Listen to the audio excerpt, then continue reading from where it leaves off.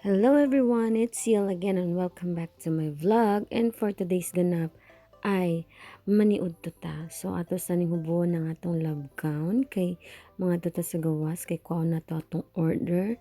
Unya kana siya kailangan gina siya ihangar para dito makasabaan. So for this, ato na ta sa gawas. I have with my co-workmates and then kuha ang sapatos pagkaman suotan og maglakaw-lakaw sa hallway. Karon day guys kay nag-order ta og ginatawag diri ang pentang, ang Taiwan lunch box. So nag-order may diha ra na siya ginabilin sa stante.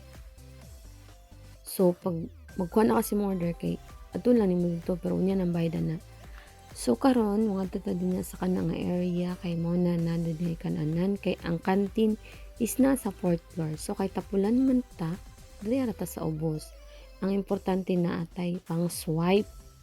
So open sesame ug na ta diri sa sulod kay mga unami di ba?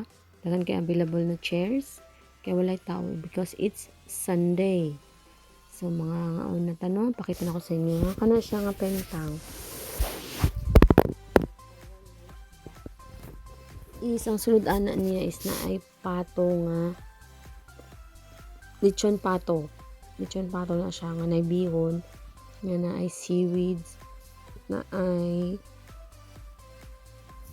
rice ug na po siya cabbage na gigisa lami kay na iyahang pagkalechon napod na siya lechon baboy.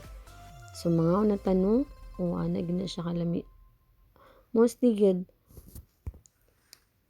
mo ginamong gina-order every Sunday pag mga weekends kay mo ray madali-dali, di ba?